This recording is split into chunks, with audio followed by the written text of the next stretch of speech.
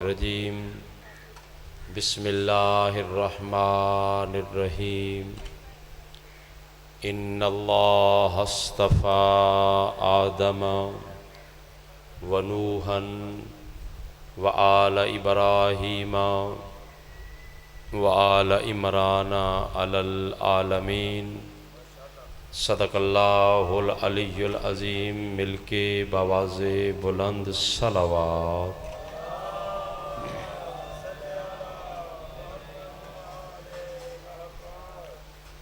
بانیان کی محنت، کوشش، خلوص،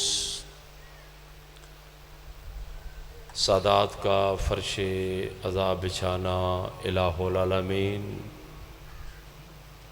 حسین پاک کے ذکر کے صدقہ اپنی بارگاہ میں قبول فرما۔ فرش عزا پہ جتنے حضرات تشریف لائے ہیں تمام کی حاضری کو اپنی بارگاہ میں قبول و منظور فرما۔ الہ العالمین کوئی مومن بیمار ہے، صدقہ سید سجاد کی بیماری کا اسے شفائے کلی عطا فرما۔ الہ العالمین قبر کی پہلی رات ہو، جناب حسین بادشاہ کی شفاعت نصیب فرما۔ محشر کی پہلی گھڑی ہو، جناب حسین بادشاہ کی شفاعت نصیب فرما۔ ہمارے وارث ولی العصر بقیت اللہ العظم سرکار امام زمانہ کا جلد ظہور فرما۔ اپنی اپنی حاجات کو سامنے رکھیں، مل کے سہارا درود کا لیں بآواز بلند صلوات۔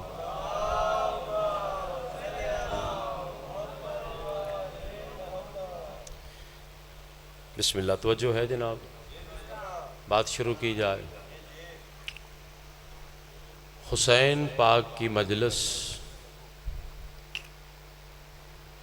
یہ امانت ہے محمد کی بیٹی کی۔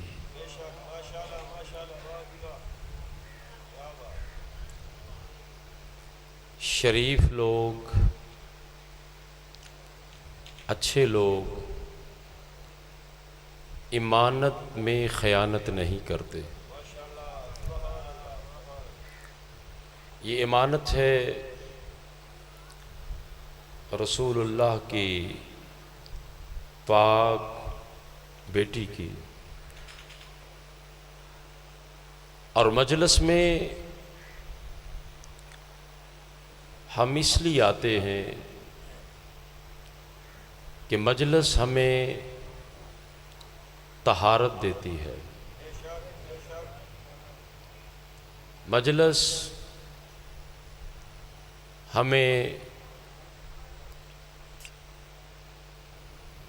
حلال کا درس دیتی ہے۔ مجلس ہمیں حرام سے روکتی ہے۔ جس طرح کہ سید سجاد سے بڑا کوئی عابد بھی نہیں تھا، اور سید سجاد سے بڑا کوئی عزادار بھی نہیں تھا۔ اس طرح کہ سید سجاد نے فرمایا کہ اللہ نے ہمیں 6 چیزیں عطا کی ہیں اور 7 فضیلتیں عطا کی ہیں۔ جو اللہ نے ہمیں 6 چیزیں عطا کی ہیں ان میں پہلی چیز ہے علم۔ اللہ نے ہمیں علم عطا کیا۔ دوسرا، اللہ نے ہمیں حلم عطا کیا، حوصلہ، بردباری، تحمل۔ اللہ نے ہمیں سخاوت عطا کی۔ اللہ نے ہمیں شجاعت عطا کی۔ اللہ نے شریف ماؤں کی اولادوں میں ہماری ولایت کو رکھا۔ یہ اللہ نے ہمیں چیزیں عطا کی. چوتھے معصوم فرماتے ہیں دیکھیں کائنات کے اندر بڑے لوگ ہیں جو اقتدار کے پیچھے چلتے ہیں، اپنی ساری زندگی اقتدار کے پیچھے لگا دیتے ہیں، مال دولت بڑا اکٹھا کر لیتے ہیں، لیکن آپ نے کبھی دیکھا ہے کہ ان کے پاس مال تو ہوتا ہے، اطمینان نہیں ہوتا. مال ہوتا ہے، اطمینان نہیں ہوتا. وہ مال سے مکان خرید سکتے ہیں، وہ مال سے گاڑیاں خرید سکتے ہیں، وہ مال سے کپڑے خرید سکتے ہیں، وہ مال سے بستر خرید سکتے ہیں، اطمینان نہیں خرید سکتے. توجہ ہے جناب؟ مال سے دولت سے بندہ اطمینان نہیں خرید سکتا، لیکن ایک طرف مال ہے، ایک طرف حسین کا فرش عزا ہے. آئے ہائے، اللہ آپ کو سلامت رکھے. ایک طرف مال ہے، ایک طرف حسین بادشاہ کی عزاداری ہے، فرش عزا ہے. توجہ فرمائیں ذرا. اب مال والا مال سے سب کچھ خرید سکتا ہے، اطمینان نہیں خرید سکتا. فرش عزا پہ بیٹھنے والا مطمئن ہے. وجہ کیا ہے؟ اس کے پاس دولت ہے. فرش عزا کے پاس بیٹھنے والے کے پاس اطمینان ہے. وجہ یہ ہے کہ جو فرش عزا کے پاس بیٹھا ہے یہ اس کی مجلس میں بیٹھا ہے جسے نفس مطمئنہ کہا گیا.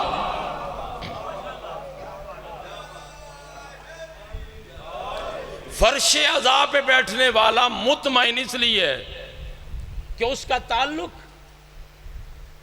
اس کے ساتھ ہے جسے نفس مطمئنہ کہا گیا. اور یہ حسین بادشاہ کی مجلس یہ اتنے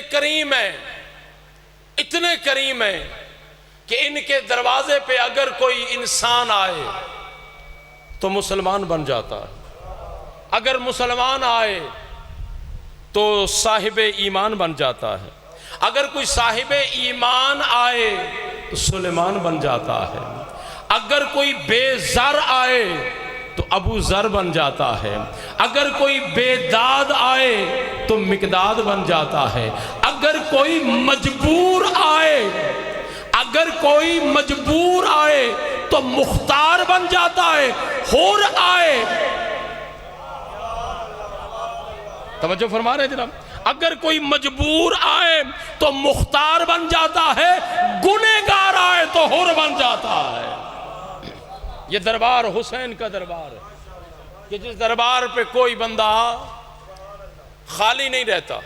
یہ عطا کرنے والے یہ جناب حر نے جو کہا تھا نا جناب حسین بادشاہ کو، توجہ فرمائیں ذرا، بڑی عقیدے کی بات بتانے لگا. مولا کیا مجھے معافی مل سکتی ہے؟ یہ حر کسے کہہ رہا تھا؟ حسین بادشاہ کو کہہ رہا تھا. حسین بادشاہ کو تو حسین بادشاہ کو چاہیے تھا نا کہ حسین کہہ دیتے ہاں حر میں نے تجھے معاف کیا، بات ختم. ہو سکتا تھا نا. کتاب کے الفاظ سنا دوں جو کتاب میں لکھے ہیں، یہ چھپائے گئے ہیں، یہ بتائے نہیں گئے. جو کتاب کے لفظ ہے نا، حر نے آ کے جناب حسین بادشاہ کی بارگاہ میں کہا تھا اے حسین بادشاہ کیا مجھے معافی مل سکتی ہے؟ حسین نے کہا حر اللہ نے تجھے معاف کر دیا.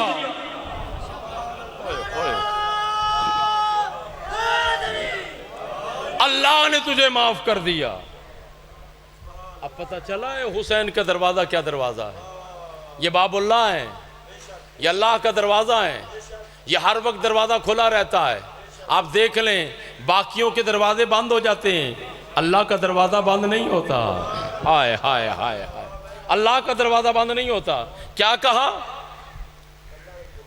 اللہ نے تجھے حر معاف کر دیا. اب پتہ ہے حسین کیا بتانا چاہتے تھے؟ حسین یہ عقیدہ بتا رہے تھے معصوم جسے معاف کر دے.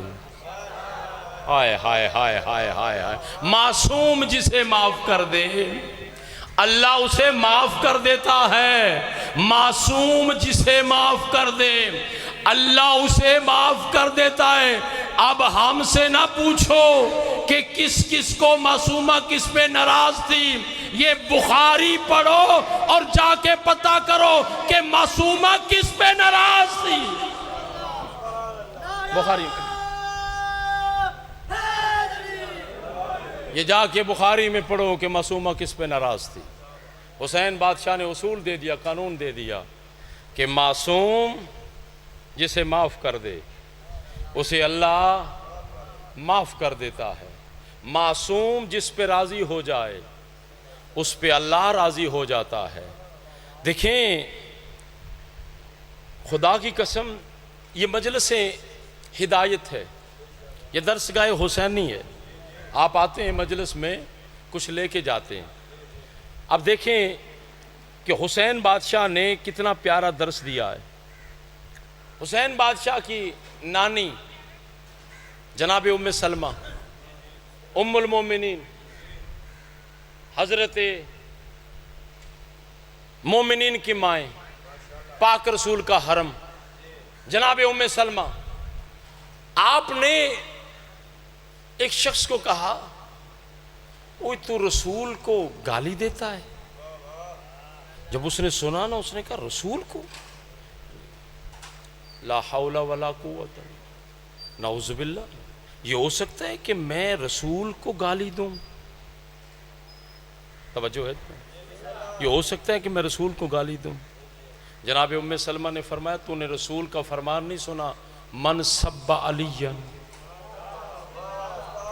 فقد سبنی ومن سبنی فقد سب اللہ، جس نے علی کو گالی نکالی اس نے رسول کو گالی نکالی۔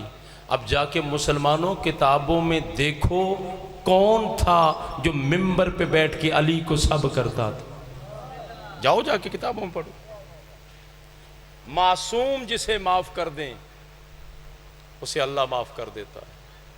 نماز پڑھتے ہیں نا سارے شیعہ سنی سارے پڑھتے ہیں، اور نماز میں ہم کیا کہتے ہیں؟ اہدنا الصراط المستقیم صراط الذین انعمت علیہم، پڑھتے ہیں نا، اللہ صراط مستقیم پہ قائم رکھ، ان لوگوں کا رستہ ان لوگوں کے رستے پہ قائم رکھ جن پہ تیری نعمتیں نازل ہوئیں۔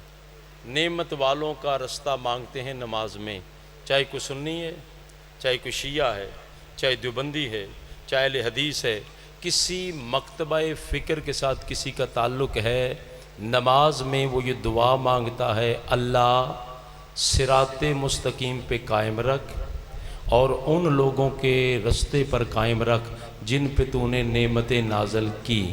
آگے کیا پڑھتا ہے؟ غیر المغضوب علیہم ولا الضالین، اللہ ان کے رستے پہ نہ چلا جن پہ تیرا غضب ہوا، جن پہ تو ناراض ہے۔ اب کیسے پتہ چلے کہ اللہ کس پہ ناراض ہے؟ اللہ تو جسم ہی نہیں رکھتا، اللہ جسم سے پاک ہے۔ جب اللہ جسم سے پاک ہے تو ہمیں کیسے پتہ چلے کہ اللہ فلاں پہ ناراض ہے، فلاں کے ساتھ راضی ہے؟ تو بخاری شریف میں پاک رسول نبیوں کے سلطان نے فرمایا ان اللہ یغضب لغضبہا، اے فاطمہ تیرے ناراض ہونے پر اللہ ناراض ہوتا ہے، تیری رضا پر اللہ راضی ہوتا ہے۔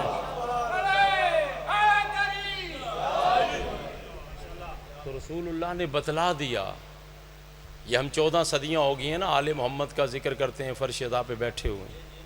ہمارے پاس علم بھی ہے، ہمارے پاس عقل بھی ہے، ہم اس فرش ادا پہ بیٹھ کر 14 صدیاں ہو گئی قوم کو یہی بتا رہے ہیں اگر نجات چاہتے ہو تو حسین کا دروازہ کھلا ہے۔ اللہ آپ کو سلامت رکھے۔ اگر نجات چاہتے ہو تو حسین کا دروازہ کھلا ہے۔ جی ذاکر صاحب بھی آگے ہیں، بسم اللہ، اللہ انہیں سلامت رکھے، بہت اچھا پڑھتے ہیں، اللہ ان کی زندگی دراز فرمائے۔ توجہ فرما رہے ہیں جناب؟ جی میں ہر عزادار کی اللہ حفاظت فرمائے، ہر ذاکر حسین کی اللہ حفاظت فرمائے۔ توجہ فرما رہے ہیں جناب؟ اچھا میں کوئی 2-4 باتیں کر لوں، یہ میرا مقدمہ تھا۔ اب شروع ہوئی ہے مجلس، اب مجلس شروع ہوئی ہے، کر لوں کوئی 2-4 باتیں۔ قرآن کہہ رہے ہیں ان اللہ اصطفیٰ آدم اللہ نے آدم کو چن لیا. توجہ فرمائیں ذرا. ونوحن اللہ نے نوح کو چن لیا. وآل ابراہیم آگے انداز بدل گیا. پہلے کا آدم کو چنا، آدم کی اولاد کو نہیں. پھر کہا نوح کو چنا، نوح کی اولاد کو نہیں. کہا آل ابراہیم، صرف ابراہیم نہیں، ابراہیم کو بھی چنا، ابراہیم کی آل کو بھی چنا. وآل عمران علی العالمین، جناب عمران کو تنہا نہیں چنا، جناب عمران کو بھی چنا اور جناب عمران کی آل کو بھی چنا. ٹھیک ہو گیا جناب؟ اچھا، اللہ نے آدم کو چنا ہے، آل کو نہیں چنا. چونکہ اللہ علیم بھی ہے، اللہ خبیر بھی ہے، اللہ جانتا ہے، اللہ خبر رکھتا ہے. اللہ نے آدم کو چنا ہے، آل کو کیوں نہیں چنا؟ توجہ فرما رہے ہیں جناب؟ اس لیے کہ جناب آدم کے 2 بیٹے تھے، ان 2 بیٹوں میں ایک بیٹا قاتل تھا، نام تھا اس کا قابیل. حابیل کو اس نے قتل کیا. سارے مسلمان قابیل پر لعنت کرتے ہیں، کوئی ایف آئی آر نہیں. پتہ نہیں کہاں بیٹھے ہو یار، پرچہ ہوا ہے کبھی؟ قابیل پہ لعنت، سارے کہتے ہیں جی بے شمار. کبھی پرچہ ہوا ہے؟ کبھی ایف آئی آر کاٹی ہے؟ کبھی کسی نے درخواست دی ہو؟ کبھی پولیس آئی ہو؟ کیوں بھئی؟ قاتل تھا. اس کا مقصد ہے قاتل پہ لعنت کرنا، قاتل پہ لعنت کرنا. کل بھی واجب تھا، آج بھی واجب ہے. اب یہی تو مطالبہ میں بھی کر رہا ہوں نا کہ جب آدم علیہ السلام کا بیٹا قاتل تھا تو اس پہ لعنت تھی. قتل کس کو کیا اس نے؟ کس کو قتل کیا؟ اپنے بھائی کو قتل کیا نا، یعنی آدم کی آل کو قتل کیا، آدم کی اولاد کو قتل کیا. اس کا مقصد ہے جو آدم کی اولاد کا قاتل ہو اس پہ لعنت ہے نا، اس پہ لعنت ہے نا. جو آدم کی آل کا قاتل ہو اس پہ لعنت ہے. لعنت کرنے والے پہ ایف آئی آر نہیں کاٹی جاتی. پھر حد ہو گئی ہے ملا تیری چلاکی کی. کب تک لوگوں کو گمراہ کرے گا؟ جو آدم کی اولاد کو قتل کرے اس پہ لعنت ہے، تو جو محمد کی آل کا قاتل ہو،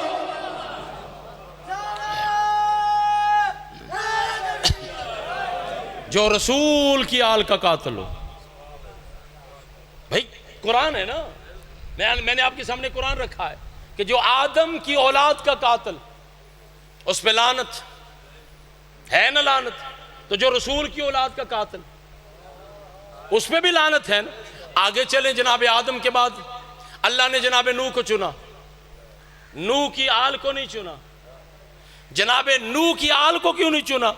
چونکہ نوح کا ایک بیٹا تھا، وہ منکر تھا، دشمن تھا، نوح کا نہیں.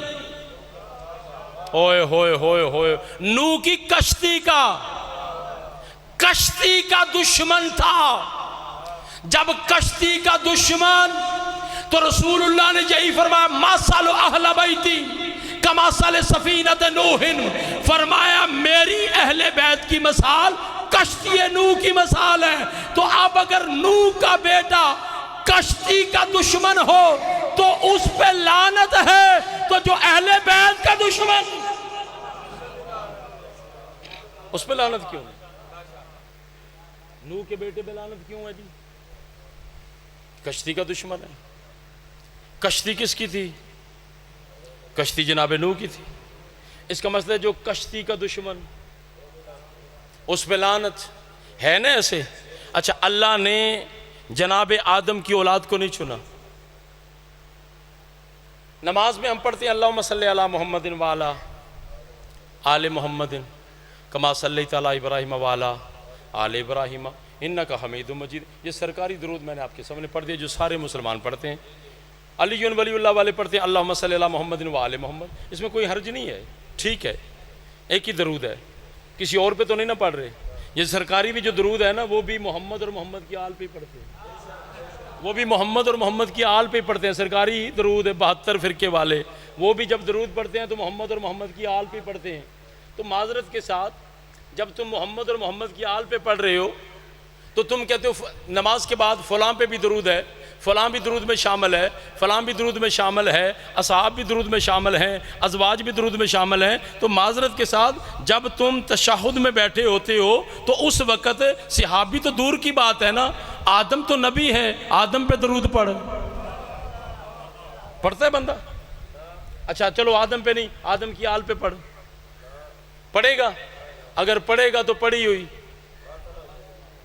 ہوئی ختم ہو جائے گی۔ جناب نوح پہ درود پڑھ، نہیں پڑھ سکتا۔ نوح کی آل پہ درود پڑھ، نہیں پڑھ سکتا۔ جناب موسیٰ پہ درود پڑھ، نہیں پڑھ سکتا۔ جناب موسیٰ کی آل پہ درود پڑھ، نہیں پڑھ سکتا۔ جناب یوسف پہ درود پڑھ، یوسف اتنے خوبصورت تھے، جناب یوسف پہ درود پڑھ، نہیں پڑھ سکتا۔ تو بھائی میرے، اللہ نے تجھے عقل دی ہے، جب درود میں نبی شامل نہیں، صحابی کیسے شامل ہے؟ توجہ ہے کہ نہیں؟ او میرے بھائی، جب درود میں نبی شامل نہیں ہے، نبی شامل، اگر نبی شامل ہے تو پھر درود میں کیوں نہیں پڑھتے؟ نبیوں کا ذکر کریں۔ چلو یار نبیوں کا ذکر نہیں کرتے، من النبیین کہہ دیں، سارے نبی، ایک ایک کا نام لینے کی ضرورت نہیں۔ کر سکتے ہیں؟ نہیں کر سکتے، کیونکہ حکم ہے درود یا صرف محمد پہ ہے یا محمد کی آل پہ ہے، درود یا محمد پہ ہے یا محمد کی آل پہ ہے۔ اب آگے اللہ نے کیا کہا؟ وَآلَ ابراہیم، ہم نے ابراہیم کی آل کو چن لیا، ہم نے عمران کی آل کو چن لیا۔ اچھا یہ چناؤ کس کا ہے؟ کس نے چنا؟ اللہ نے چنا۔ چناؤ اللہ کا ہے اور چناؤ بھی آخری ہے۔ نہیں سمجھے یار، نہیں سمجھے۔ چنا بھی اللہ نے ہے اور چناؤ بھی آخری ہے۔ آخری سے مراد کیا؟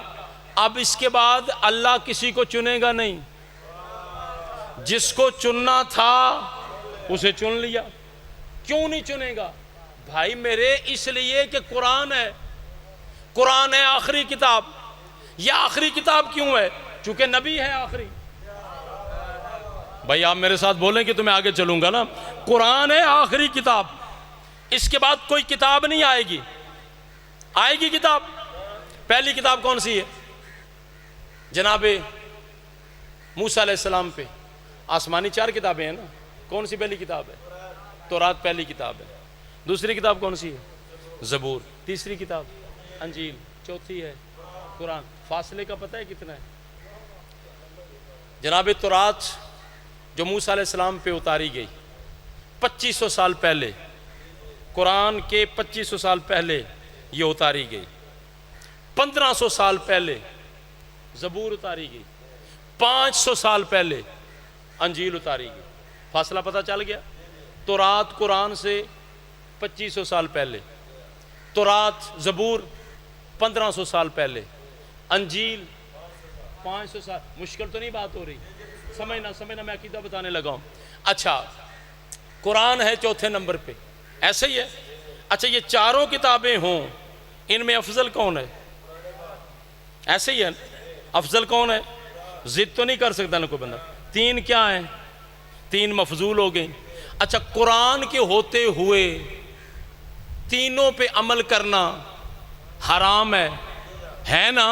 قرآن کے ہوتے ہوئے تینوں پہ عمل کرنا، قرآن کے ہوتے ہوئے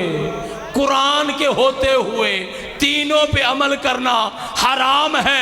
تجھے نہیں پتا چلا جس محمد کا تو نے کلمہ پڑھا ہے اسی رسول نے کہا ہے القرآن مع علی و علی مع القرآن، فرمایا جو قرآن ہے وہی علی ہے، جو علی ہے وہی قرآن۔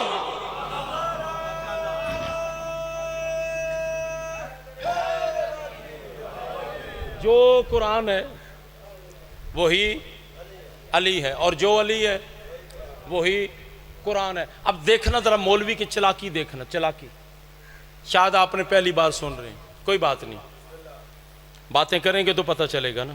اس کی چلاکی دیکھیں۔ قبلہ بابا سید ابو الحسن شاہ صاحب اللہ آپ کو سلامت رکھے، ان کے بیٹے سالار ہیں ماتمی سنگت کے، میں دیکھتا رہتا ہوں، بڑی ڈپٹی دے رہے ہیں۔ شام والی مخدومہ اپنی بارگاہ میں قبول فرمائے. توجہ فرما رہے ہیں جناب, میں بڑی خاص بات کرنے لگا ہوں. 2500 سال پہلے کتاب آئی ہے تورات. مسلمانوں نے تورات کا معنی لکھا کہ جو باطل کے مقابلے میں آئے اسے کیا کہتے ہیں؟ تورات. تورات کا معنی کیا ہے؟ جو باطل کے مقابلے میں آئے. اس کا مطلب ہے موسیٰ پہ تورات اتاری گئی. موسیٰ کس کے مقابلے میں آئے؟ فرعون کے مقابلے میں. ایسا ہی ہے نا. تو مسلمانوں نے کتاب کا معنی لکھا, تورات کا معنی جو باطل کے مقابلے میں آئے اسے کہتے ہیں تورات.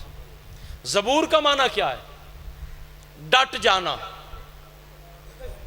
ثابت قدم رہنا, قدم ڈگمگا نہ جائیں, ایک قدم پہ رہنا, ایک بات پہ رہنا, اسے کہتے ہیں زبور. انجیل کا معنی کیا ہے؟ Angels, ANGL, Angel. اینجل کہتے ہیں فرشتے کو.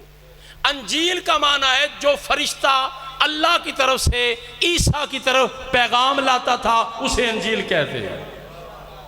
معنی ہو گئے نہ معنی؟ اب ذرا دیکھنا مسلمان کی چلاکی. تورات کا معنی لکھ دیا, زبور کا معنی لکھ دیا, انجیل کا معنی لکھ دیا. قرآن کا جب معنی لکھا تو پتہ ہے کیا لکھا؟ اللہ کی کتاب. تو تورات تیرے باپ کی تھی؟ پتہ نہیں کہاں بیٹھے ہو یار, جاگ کے بیٹھو نا یار, جاگ کے بیٹھو. قرآن کا جب معنی لکھنے لگا تو ملا نے کیا کہا؟ اللہ کی کتاب. قرآن کا معنی کیا ہے؟ اللہ کی کتاب. تو بندہ پوچھے موسیٰ کس, جو تورات ہے وہ کس کی کتاب ہے؟ زبور کس کی کتاب ہے؟ انجیل کس کی کتاب ہے؟ جی اللہ کی. تو باقی بھی تو اللہ کی ہے نا. باقیوں کے معنی لکھے, قرآن کا معنی کیوں چھپایا؟ کوئی وجہ تو ہے نا یار, کوئی وجہ تو ہے نا. جاگ کے بیٹھیں بھائی. تورات کا معنی تم نے لکھا کہ جو باطل کے مقابلے میں آئے اسے تورات کہتے ہیں. زبور کا معنی لکھا ڈٹ جانا, ثابت قدم رہنا. انجیل کا معنی تم نے لکھا کہ ایک فرشتہ جو اللہ سے پیغام لاتا تھا, عیسیٰ علیہ السلام کی طرف پیغام پہنچانے والا, اس کا نام تم نے لکھا انجیل, اس لیے وہ کتاب بن گئی انجیل. تینوں کے معنی لکھے. قرآن کے بارے میں لکھا اللہ کی کتاب. میں تجھے بتاؤں, جیسے ان کے معنی ایسے قرآن کا بھی معنی ہے. قرآن نکلا ہے قراءتن سے. قراءتن کہتے ہیں پڑھی ہوئی, یعنی پڑھنا. اب جو پڑھنے والا ہو اسے کہتے ہیں قاری. پڑھنے والے کو کیا کہتے ہیں؟ قاری. قراءتن کو کیا کہتے ہیں؟ پڑھنا. پڑھنا عربی میں کہتے ہیں قرات, پڑھنا. اب جو پڑھے اسے کیا کہتے ہیں؟ قاری. اب قرآن کا معنی یہ ہے کہ وہ کتاب جو پڑھی ہوئی کتاب ہے. پڑھی ہوئی کتاب, یہ ہے اس کا معنی. کیوں مسلمانوں نے چھپایا؟ کیوں مسلمانوں نے چھپایا معنی؟ پڑھی ہوئی کتاب. اگر ہم نے لکھ دیا کہ قرآن کا معنی ہے پڑھی ہوئی کتاب, تو مسلمان پوچھیں گے اسے کس نے پڑھا؟ مسلمان پوچھیں گے, بھائی سوال کریں گے اسے کس نے پوچھا, تو پھر بتانا پڑے گا. بتلاؤں انہوں نے کیا کیا کہ محمد کے گھر میں نہ بوری تھی نہ بستر تھا. سلام اس پر جس کے گھر میں نہ کھانا تھا نہ دانا تھا. کیوں لکھا؟ کچھ نہیں تھا. انہیں پتہ تھا اگر لکھ دیا تو پھر بتانا پڑے گا کہ وہ کس کا تھا. پتہ نہیں کہاں بیٹھے ہو یار. پھر بتانا پڑے گا کہ وہ کس کا تھا. رسول اللہ کی 13 بیویاں ہیں. بندے کو ایک بیوی ہوئے نا تو انہوں مکان بھی چاہیے, انہوں منجی بسترا بھی چاہیے, تو انہوں کچن بھی چاہیے ہیں جی. چلو اگے تو پکھے کو نہیں آئے نا, تو پکھی تو چاہیے نا, سارا کچھ چاہیے نا. تو 13 شادیاں رسول اللہ دی. تو مسلمان کلمہ پڑھ کے کیا لکھا ہے؟ نہ دانا تھا. اوئے ہوئے ہوئے مسلمان, اوئے ہوئے. پتہ چل گیا. باقی کتابوں کے معنی لکھے, قرآن کا معنی چھپا دیا. قرآن کا معنی کیوں چھپایا؟ لوگ پوچھیں گے کہ اسے کس نے پڑھا. اچھا اب آ جائیں ذرا، قرآن کس پہ نازل ہوا؟ پاک رسول اللہ پہ۔ ایسے ہی ہے، اگر کہیں مسلمان کہ رسول اللہ نے اسے پڑھا تو پھر مسلمانوں کو یہاں پہ پکڑا جائے گا کہ بھائی رسول اللہ نے اگر پڑھا ہے تو تمہارے عقیدے کے مطابق تو رسول اللہ نہ پڑھنا جانتے ہیں نہ لکھنا جانتے ہیں۔ کس نے پڑھا؟ پھر کس نے پڑھا؟ اللہ نے پڑھا۔ اللہ تیرے سامنے آیا ہے؟ اللہ تو تیرے سامنے آیا ہی نہیں۔ اس نے تجھے کہا ہے نماز پڑھ، اس نے تجھے کہا ہے یہ قرآن ہے، تجھے یہ سارا کس نے بتایا؟ اب اس کا مطلب بندہ پھنس گیا نا۔ اللہ کا بھی نہیں کہہ سکتا، رسول کا بھی نہیں کہہ سکتا، چونکہ کتابوں میں لکھ چکے ہیں رسول نہ پڑھنا جانتے تھے نہ لکھنا جانتے تھے۔ لیکن مسلمان تیری چلاکی کے کیا کہنے، تو نے رسول اللہ کے بارے میں لکھ دیا نہ پڑھنا جانتے تھے نہ لکھنا جانتے تھے، جبکہ قرآن کہتا ہے یعلمہم الکتاب والحکمہ، رسول جو ہے معلم بن کے آیا ہے، تعلیم دینے والا آیا ہے، معلم بن کے آیا ہے، تعلیم سکھانے والا آیا ہے، تعلیم بتانے والا آیا ہے، لوگوں کو بتانے آیا ہے، لوگوں کو سکھانے آیا ہے۔ قرآن کہتا ہے رسول معلم بن کے آیا ہے، مسلمان کہتا ہے پڑھا ہوا نہیں۔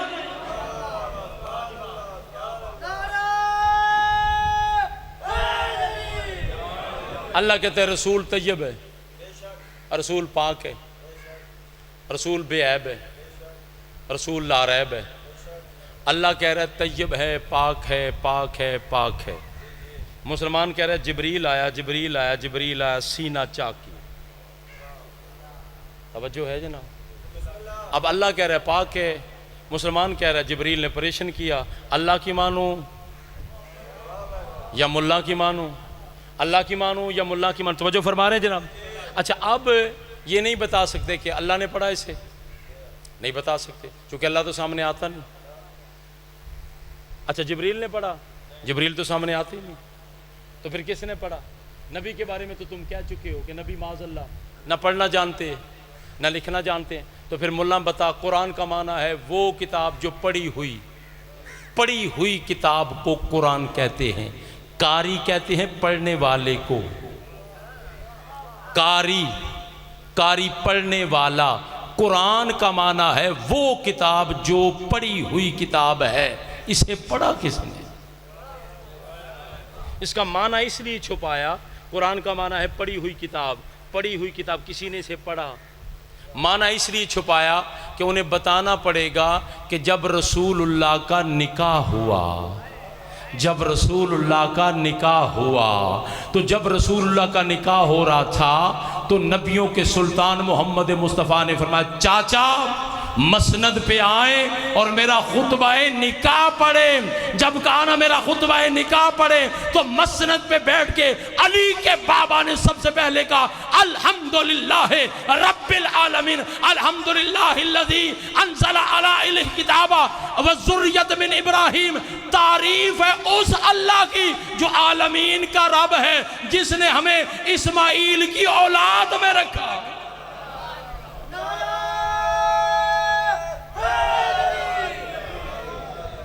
تعریف ہے اس اللہ کی، یہ الحمدللہ رب العالمین۔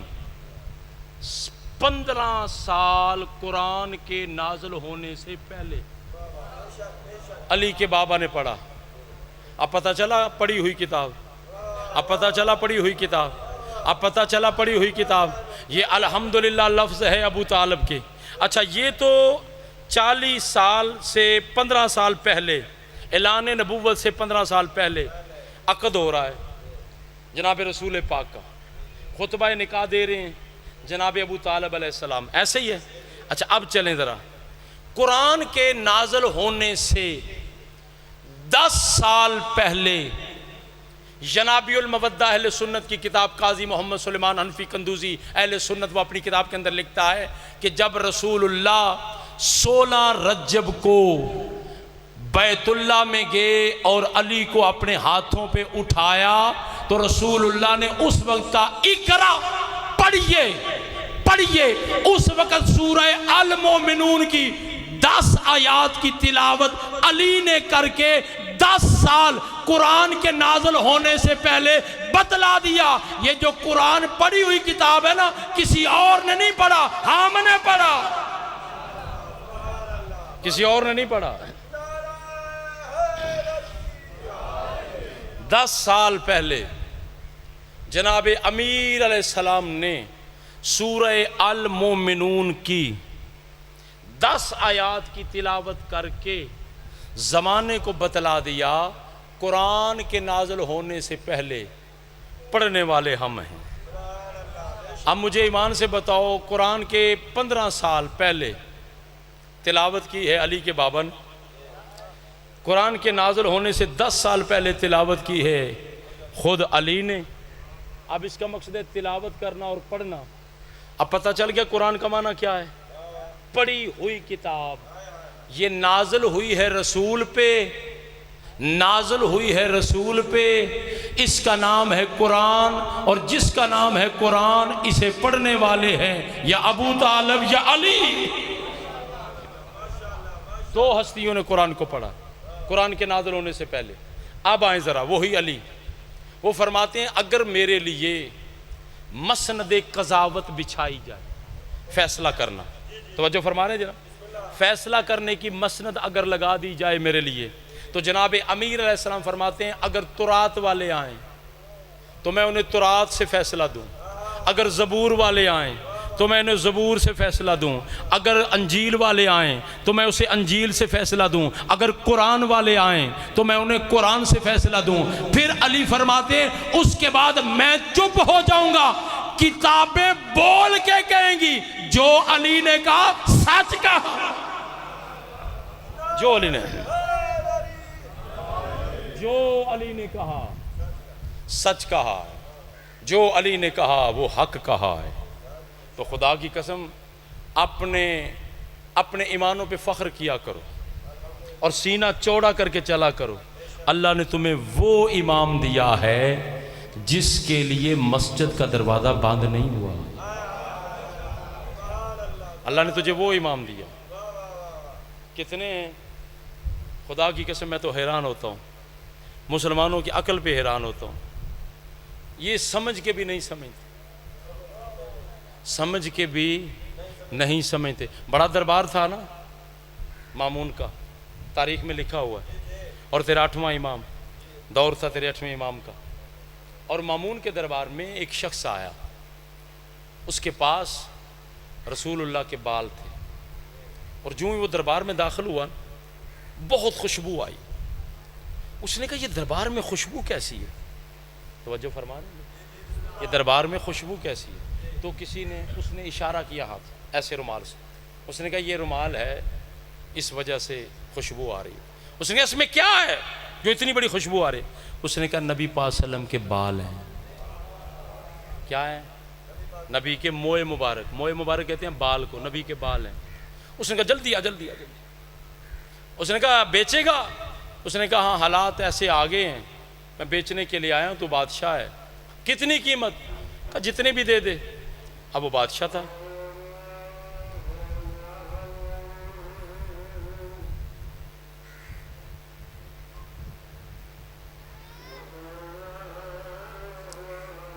میں نے باوے رہا 1 گھنٹہ آکھیا ہے, تو میں 1 گھنٹہ 10 منٹ پڑھنے. حضرت علی دے عدد دے جڑے نام دے عدد 110 نے.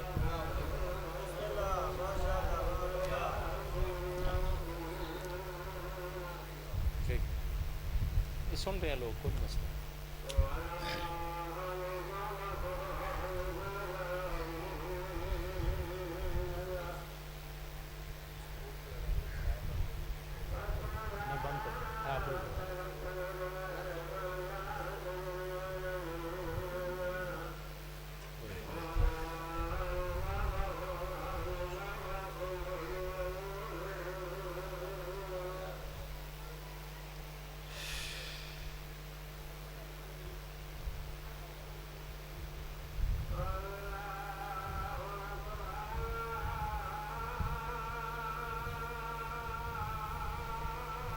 چھوٹے پانی دے دو بوتل میں.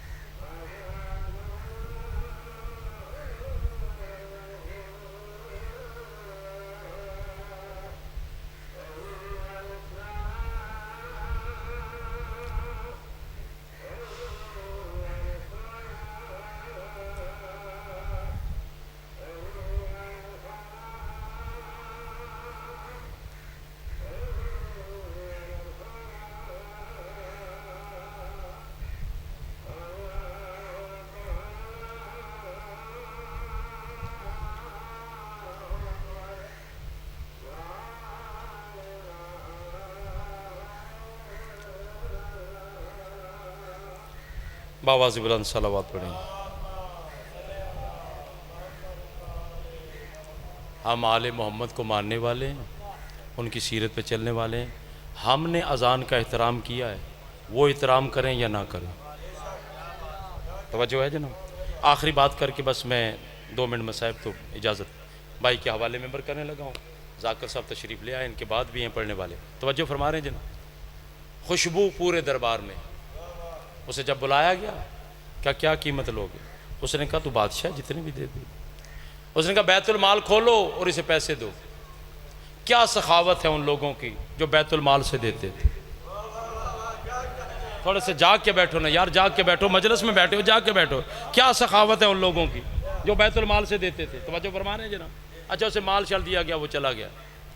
اب وہ گیا تو بادشاہ نے کہا یہ بال تو میں نے لے لیے، اب یہ کیسے پتا چلے کہ یہ رسول کے بال ہیں؟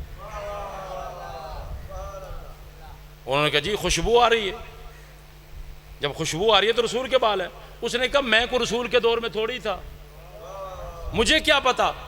پھر دربار میں ایک شخص بیٹھا ہوا تھا، اس نے کہا اس بالوں کا وہ بتا سکتے ہیں جو خود رسول کا خون ہے، نام ان کا امام علی رضا ہے۔ جب انہیں دربار میں بلایا گیا، امام رضا بادشاہ آئے تو سامنے مسند بچھائی گئی، بڑا پروٹوکول دیا گیا، بڑی عزت سے نوازا گیا۔ کہا گیا مولا یہ بتائیں یہ بال کوئی بندہ مجھے دے گیا، کہتا ہے یہ رسول کے بال ہیں۔ مولا نے جب دیکھے 4 بال الگ کر لیے، 3 بال الگ کر لیے، کہا یہ 4 بال جو ہیں یہ میرے نانا کے ہیں، 3 کا میرے نانا کے ساتھ کوئی تعلق نہیں۔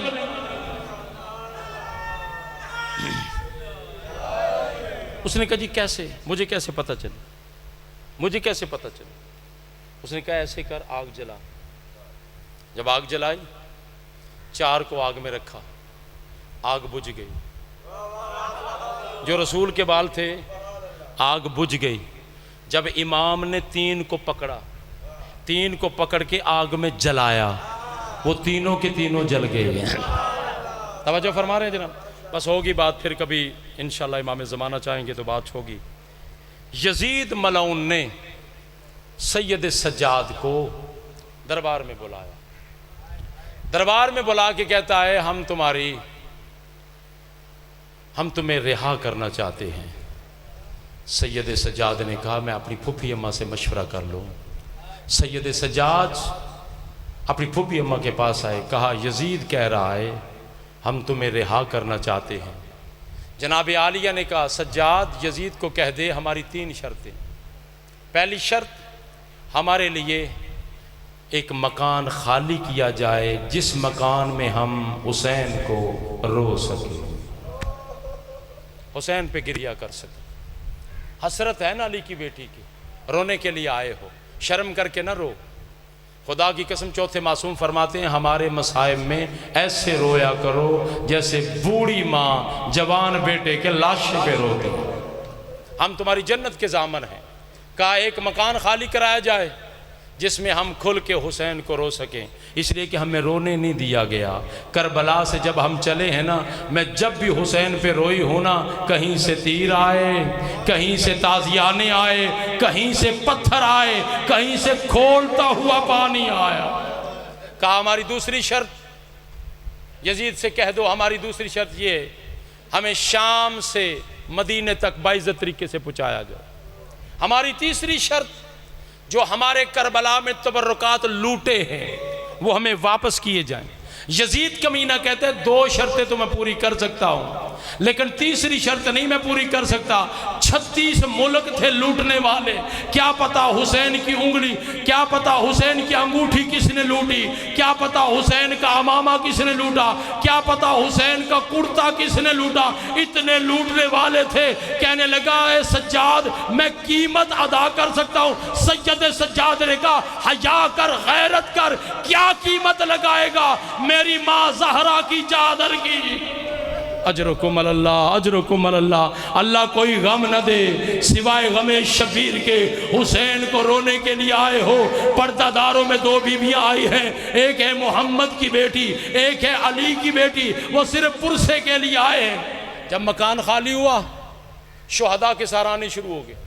پہلا سر آیا شہزادہ قاسم کا ام فروہ آگے بڑھی، ماتم کیا، ماتم کر کے کہا واہ غربتا واہ مصیبتا، پھر سارایا علی اکبر کا، ام لیلہ آگے بڑھی، کہا واہ غربتا واہ حسینہ واہ مصیبتا، پھر مولا حسین کا سارایا، ساری بیویوں نے ماتم کیا، چہرے پہ ماتم کر کے کہا واہ مصیبتا، پھر اس کے بعد آخری سر جناب عباس کا آیا، وہ سر نیزے پہ نہیں تھا، سارے رستے گھوڑے کے گلے میں لٹک رہا تھا، وہ سر جب آیا، ہر بی بی نے کہا واہ حجابہ، ہائے ہو میرا پردہ، ہائے ہو میرا برقع، جناب عالیہ کا چہرہ نانا محمد کی قبر کی طرف ہو گیا، رو رو کے کہتی رہی نانا دین تیرا بچ گیا۔ زینب اجڑ گئی، وَسَيَعْلَمُ الَّذِينَ ظَلَمُوا أَيُّ مُنقَلَبٍ